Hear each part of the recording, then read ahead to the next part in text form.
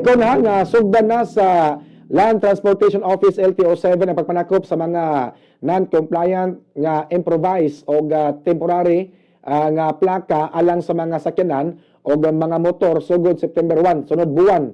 Mga kabombo, sunod buwan na ni, magsugod na ginakpanay ang LTO. Kini nunot sa pagpatuman sa LTO Memorandum Circular Number VDM-2024-2721. Di naglatid sa mga guidelines sa paggagamit sa improvised o temporaryo nga mga motor vehicle, motorcycle plates sa tibuok ka nasod mga kabombo. Ang memorandum nga gi-issue niadtong Hulyo 1, tuig 2024. Nag-revoke usab sa Memorandum Circular Number GMT-2023-2400 o ang use of improvised temporary motor vehicle plates mga kabombo. Si LTO7 Regional Director Glenn Galario miingon nga kini ang pasalig sa ahensya sa pagsiguro sa kaluwasan sa mga motorista nga adunay sakto nga pag-ila sa tanan nga mga sakyanan o motorsiklo sa mga karsada.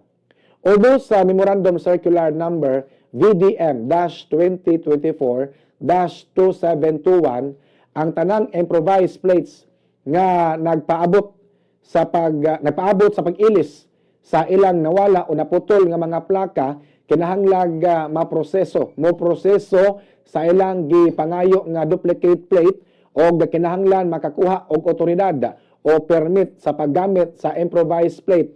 Kinahanglan usab nga ipakita sa improvised plate ang gi-assign nga plate number ug ang mga pulong nga improvised plate og mahimong balido lamang hangtod nga magamit ang aktual nga plaka. Ang temporaryo nga vintage nga mga plaka sa sakyanan kinahanglan adunay pulong nga vintage vehicle ug ang modelo nga tuig kinahanglan nga makita sa authorization sa paggamit sa temporaryo nga vintage plates.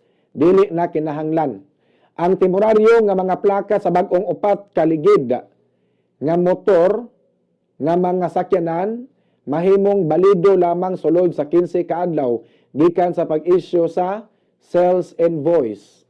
Ang temporaryo nga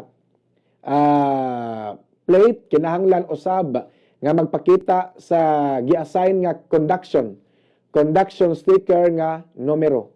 Para sa mga pribadong sakyanan, ang temporaryo nga mga plaka kinahanglan anaa sa puti nga background nga adunay itom nga alphanumeric. Ang mga electric o hybrid nga mga sakyanan kinahanglan usab nga mogamit sa puti nga background nga adunay berde nga alphanumeric alang sa ilang temporaryo nga mga plate. Samtang ang temporaryo nga mga plate sa gobyerno kinahanglan mogamit og puti nga background nga adunay pula nga alphanumeric. Basta government vehicle puwag yun na ang numero. Alang sa temporaryong plaka sa motorsiklo, ang paggamit sa MV file number, tugutan lamang sa mga motorsiklo nga mapalit sa wala pa ang Enero 1 hangtod 2023. Baliko na ko ha. Alang sa temporary nga plate number sa mga motor, ang paggamit sa MV file number, tugutan lamang sa mga motorsiklo nga napalit sa wala pa ang January 1, 2023. Mao ba? Kini ako motor kay 2020 pa man ni napalit nako.